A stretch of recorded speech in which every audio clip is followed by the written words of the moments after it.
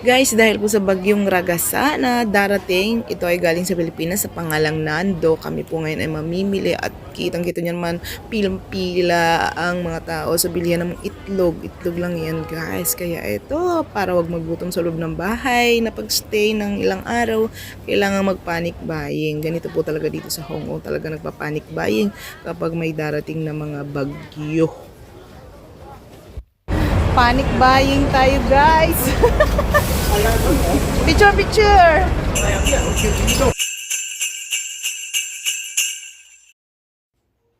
Yan na nga guys, nagsisimula nang mag-strike si Ragasa. Ayan, kaya kailangan stay at home para safe tayo.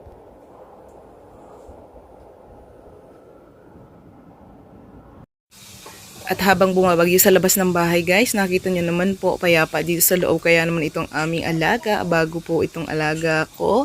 Ayan, tahimik na natutulog.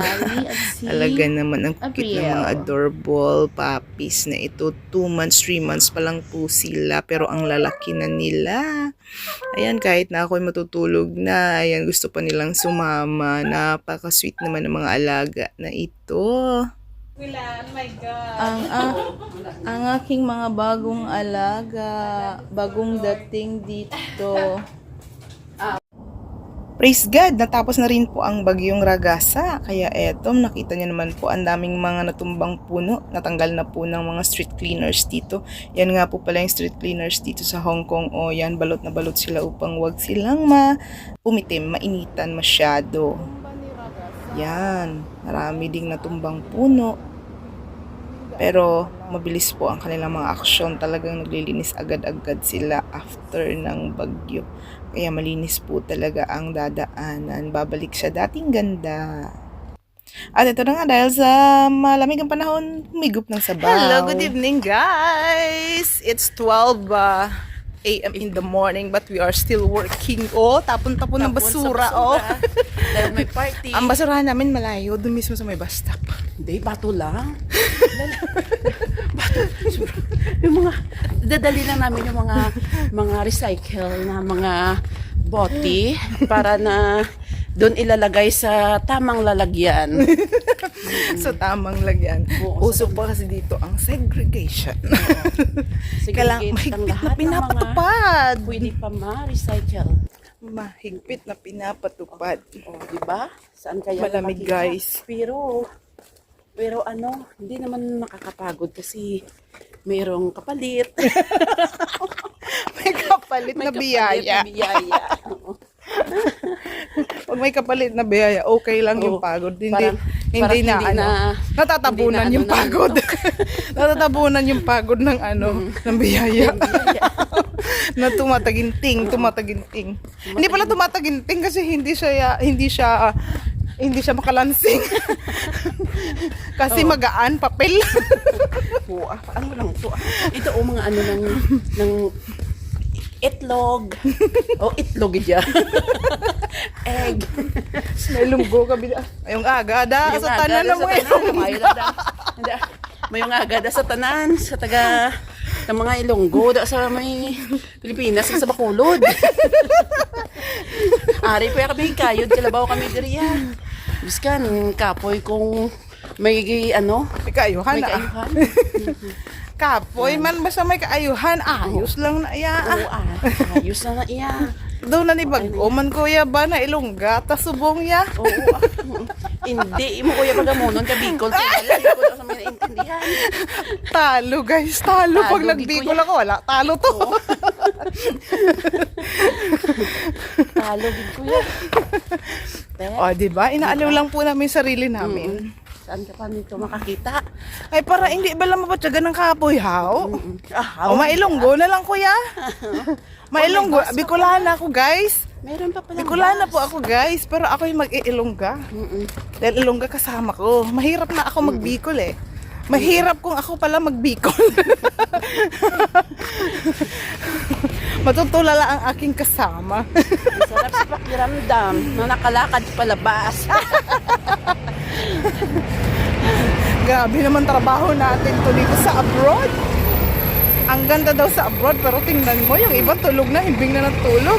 Tapos kami, eto, nagtatrabaho. May bus pa, di ba? Meron pang bus. Last trip na to siguro. Ay, di pa. Meron pa. Ay, hindi pa to last trip. Hindi bus.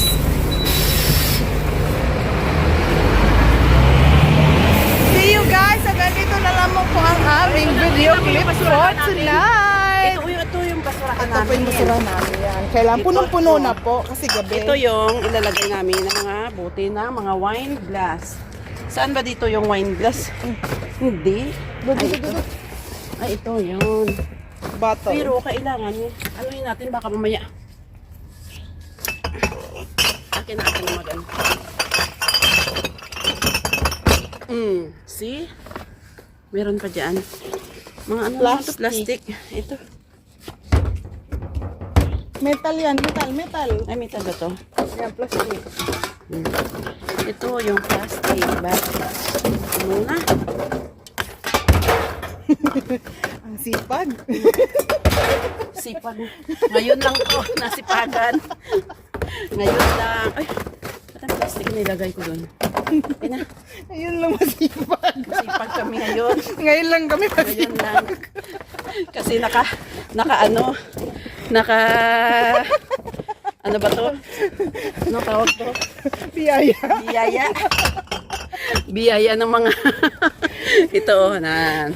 Okay guys, hanggang dito na lamang po ang aming pag-share ng aming buhay abroad. Buhay Hong Kong pala.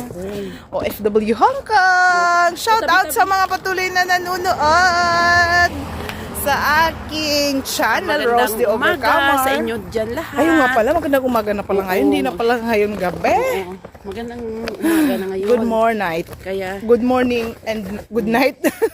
wala na. Ano na. Hindi pa po kami tapos kasi naghihintay pa kami matapos magsipagkainan yung mga amo namin. Uy, Sabi, tapos na kumain. Party. Ay, hindi pala. Ano, hindi tapos na pala kumain. kain. Nagiinom. Kwentuhan, inom-inom.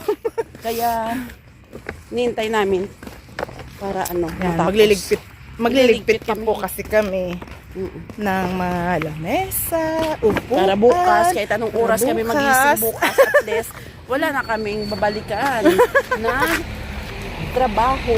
sa Yon. umaga. Panibago na naman isang trabaho sa umaga. Kaya itong maganda sa amin dito kasi maka ano kami ng oras namin. Ang hirap na walang Hawak selfie namin. stick na kangalay sa kamay. Hawak namin yung oras. Huwag naman na tanghali-tanghaling tapat ka na magising. Mga 7:38, yan, ganyan. Ganyan yung mga ano. Kasi late na nga yun kami matutulog eh. Daling araw na. Kaya, sige guys, dito na lang yung aming pagbablog. Sana panoorin nyo si ano gani? Rose Overcomer. Please don't Ang forget kanya- to like, and share. share, and subscribe. And please hit the notification bell for more upcoming videos. Thank you so much. Bye-bye. God bless you. God bless you. God bless you.